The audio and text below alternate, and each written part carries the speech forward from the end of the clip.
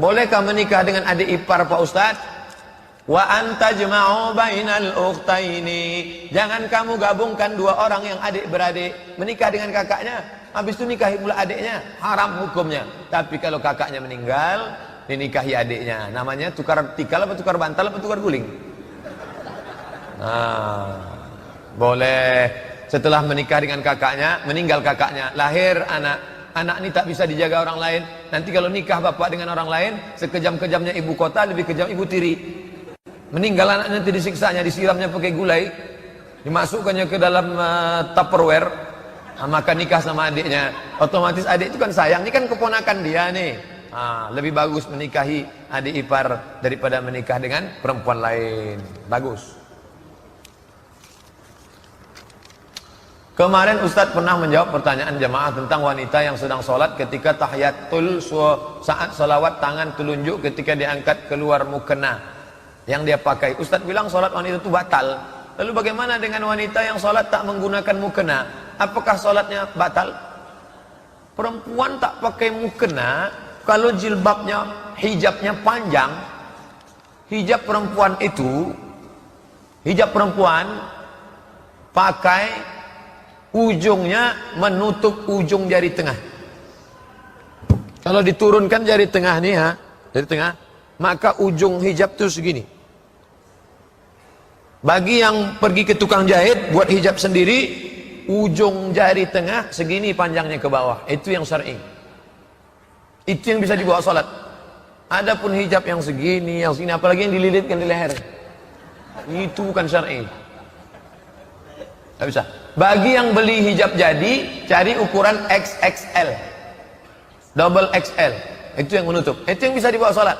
Allah tak pakai mukena pun bisa sholat. Allah, karena tangannya tertutup. Allahu Akbar. Adapun yang segini nampak, segini batal sholatnya. Batalat sholatuhu, bukan kata saya. Baca kitab. Batalat sholatuhu, batal sholatnya. Dia mesti di dalam kain. Posisi tangan itu di dalam kain. Waktu mengangkat dalam kain, waktu duduk tasyahud dalam kain, waktu tasyahud pun dalam kain, sampai salam dalam kain. Ketika sedang sholat melakukan gerakan sebanyak 3 kali sengaja tak batal. Secara disengaja itu batal. Ya, lalu bagaimana dengan jamaah yang ketika baca tahiyatul tangan mereka digerak-gerakkan? Itu gerakan sholat. Yang batal ini bukan gerakan sholat. Sedangkan bergerak-gerak ini gerakan sholat. Mazhab Syafi'i gerak sekali, asyhadu an la ilaha illallah. Mazhab Hanafi bergerak 2 kali, asyhadu an la ilaha illallah. Mazhab Hambali bergerak setiap lafaz Allah. At-tahiyatul barakatuh salawatu thayyibatullah assalamualaikum ya nabi wa rahmatullah assalamu alaina wa ala ibadillah asyhadu an la ilaha illallah. Sedangkan Maliki bergerak dari awal sampai at-tahiyatul barakatuh. Ini gerakan sholat. Yang membatalkan itu gerakan yang bukan gerakan sholat. Baru tak boleh. At-tahiyatul itu baru, bukan gerakan sholat. Gerakan sholat, dengar, pahami baik-baik. Bagaimana dengan suami istri yang menikah lagi karena pasangan mereka telah dipanggil Allah? Apakah di surga nanti mereka akan bersatu lagi? Dibahas oleh Imam Al-Ghazali dalam kitab Ihya Ulumuddin, judul tentang akhlak.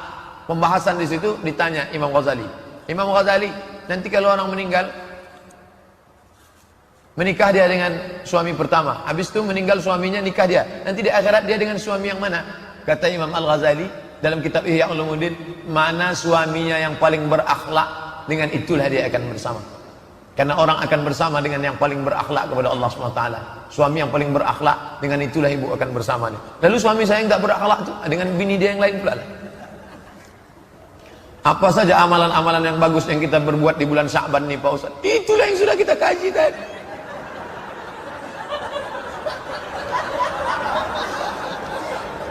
Banyak-banyak puasa. Dah, nanti malam nisfu Sya'ban itu terserahlah mau banyak sholat sunat, hendak membaca Quran, banyak-banyak sedekah. Secara kalau mau diringkaskan, yang pertama puasa. Tak sanggup puasa, perbanyak sholat sunat. Tak sanggup sholat sunat, baca Quran. Tak sanggup baca Quran, zikir. Zikir ini yang paling ringan.